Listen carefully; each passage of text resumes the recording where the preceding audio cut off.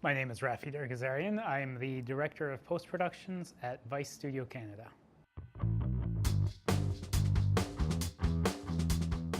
I didn't know where I wanted to go throughout the whole process. First semester, I just wanted to make action movies. By the end of it, I liked being a director, but I kind of saw myself being an audio guy, and I haven't worked a day as an audio guy. I did side projects, but I never ended up in audio. So you may not know where you want to go. Between years 1 and 2, I did my placement at the CBC. I was paid while there.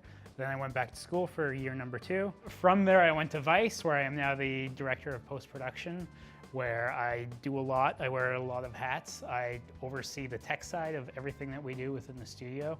Every studio production, everything for TV series, web videos, and branded content. I manage a team of 15 people at the moment. That number grows and fluctuates as our needs go, with a combination of full-time staff and freelancers.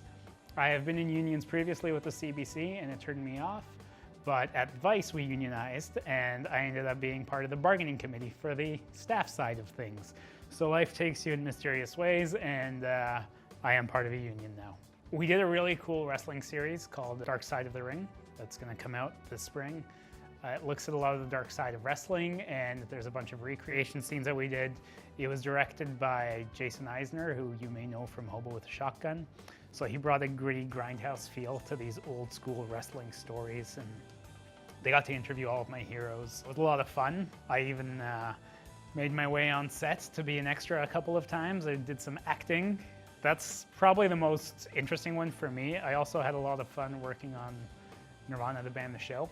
I don't get my hands too involved, as I am management now, so I do a lot of workflow-based stuff. But just overseeing that project and the delivery was amazing. It's a super fun show about 2 morons running around Toronto trying to be famous rock stars in a band called Nirvana, because they haven't heard of that band before. Third one, leave it to Brian, because now I'm a homeowner and I have to do all these renovations and I have no idea. In terms of time investments, it's ongoing. You should keep doing it. Like when I finished school, I got the Avid student bundle thing so I could edit from home, and I did those side projects like the real estate videos, all the nonsense. But you get paid and you fill time and you get experience, and the only way to get experience is to do it. In terms of time, there were times where, like at CBC, I wasn't in the editing world. I was really on the broadcast, tech, master control. I went to leave it to Brian stuff, and there was times where your footage doesn't want to ingest because you've got XD cam that's AMA linked over an optical connection rather than Ethernet. And I spent all night there owning it, trying to figure it out, and going on Creative Cows and Googling everything, and no one could figure it out. Until I tried it with one machine, it worked, and that became the workflow for a while. It's a Band-Aid solution, but yeah, it's not a matter of investing time. It's just you gotta figure shit out sometimes. I'd say that I just work hard, I'm nice to people, and I have fun with what I'm doing. I'm not a big fan of saying, this is my brand, and getting out there and trying to do everything for that brand. I think if you treat people with respect, you get respect back. And if they don't give you respect back, stop working with them because their brand is shit, if you want to call it that. Work on stuff you actually like. Like, it would be really shitty to spend all of your time working on something you didn't care about. If you're trying to be an assistant editor, if you're looking at salaries, I'd say around 40, but you have to keep in mind that a salary for full-time, like annual, is always going to pay less than what, say, a weekly rate would be.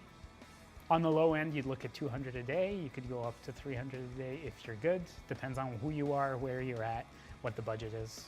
Do what you can get, because to be blunt, you may not get a job. So I'll reach back to when I graduated and there were 2 of us up for the CBC interview, and that guy came in and said, oh, I can only work evenings and weekends. And I don't think he's in the industry right now. I'm not sure, I haven't kept in touch. So yeah, just do whatever you can, because even if it's a shit job, you do it for a while and you get experience and you meet people, and you'll always, as long as you're good and you work hard and you're nice to people, you're gonna meet people and network. And it doesn't matter if it's full-time or freelance, it's just a different way that you're gonna get paid. In the end, you're getting paid. You shouldn't work for free, unless it's a fun project.